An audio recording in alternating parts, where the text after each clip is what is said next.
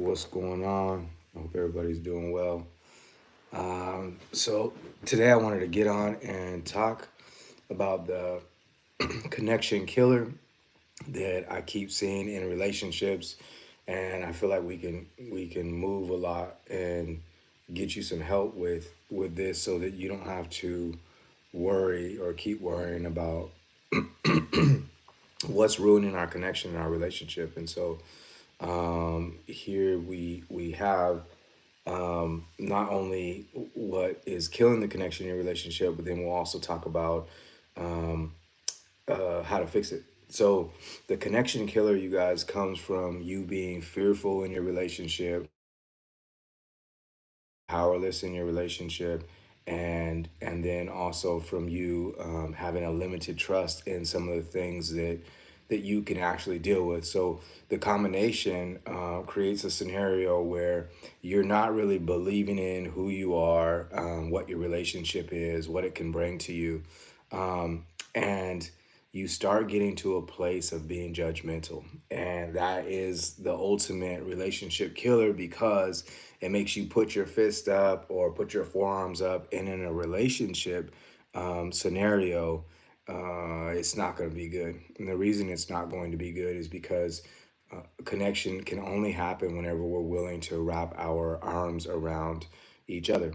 And so, what's the most important part here? Well, the most important part here is, can you get to a place of having a different perspective that will give you a chance of being able to um, move with your partner as much as possible? Well, how do you do that if you see that what your partner is doing in your relationship is not productive, it doesn't feel good, and it's not going well?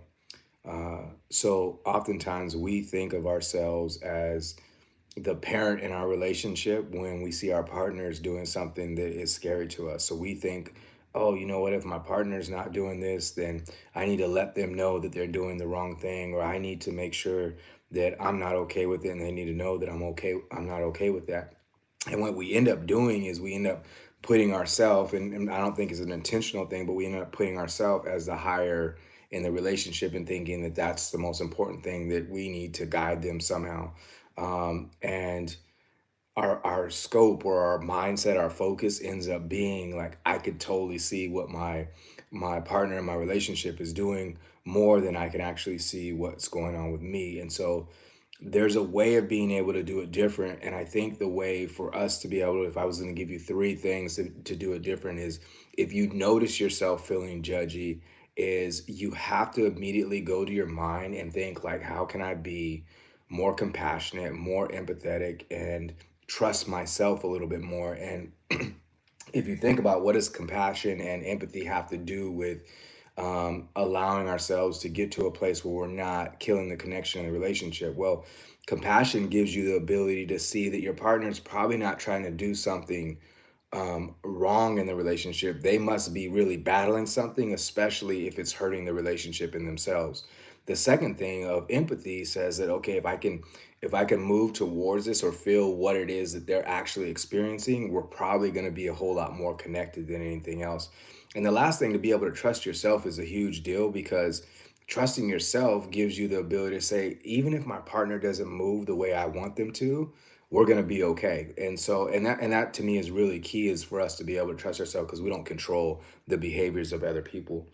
um so what is so wrong with me that makes me judge? And I think that's a really important question for us to ask ourselves, because a lot of times we're judging and we're not done. I coach basketball, for those of you who don't know that already. And one of the rules I have for myself is, I'm not going to talk to the referees until my team is done making mistakes.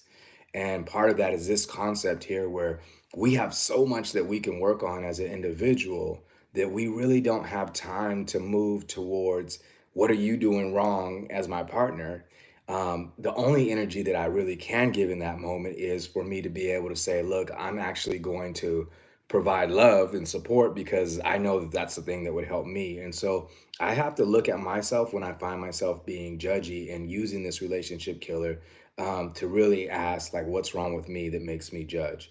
And the last thing, as you're judging, is you really got to be able to reflect on, on the wisdom and growth that you need as a person, is especially in our marriages and our relationships. What do I need to be able to get better in this situation, or to make this marriage a better place to be for both of us? And the more that you're able to reflect on that, then you start creating a hotbed for goodness and connection in your relationship. And we can't do it any other way, because if you're going to keep judging, you're actually turning your partner away from you, or you're making a distance between the two of you, because it doesn't feel like a safe place to bring hard things. And so, if we get to a place where we can create an environment of standards, everything changes in our relationship. Okay, so uh, what about whenever we see our partner doing something and it's consecutive, like hurtful things to themselves, and things that we know that are not good in our lives or in our relationship, and we might even have a fine line that says, you know what, I just can't do this scenario. Well, the thing that I think is really important is, a lot of times that in heated moments, it's probably not the best time to bring up what a person should do. That's probably the best time to try to be as loving and open minded as you can be, right? But it's an art, so it's not a science. So for somebody to give you a matter of fact, like, this is how to do it, would really be difficult, because it depends on where you're at in your relationship. I think that it's not up to you to provide the wisdom that you know in your mind should happen until those people are ready, and that really is a huge deal. The other part that I think a lot of us forget is that we can trust ourselves as a power source in our relationship. You can trust that some of the things that you are, and that you do in the relationship well, will be helpful to your partner. And so let yourself be a power source in your relationship. And then finally, I think that it's so important, if you have something to say and that you know that your partner can use, is to be able to give it in a way that it can be received. So often you might have some valuable things to say, or some valuable thoughts, or some helpful ideas for your partner, but they're in such a place, and you're in such a place, that they can't receive any goodness that you're going to give them. And so, if you can work on the art of being able to be in a place of trying to be helpful, and know the things and the ways to be helpful, you're going to start creating a good scenario for connection, and it's going to turn out really well. All right, you guys, I hope you enjoy the rest of your Sunday, and we'll talk to you soon.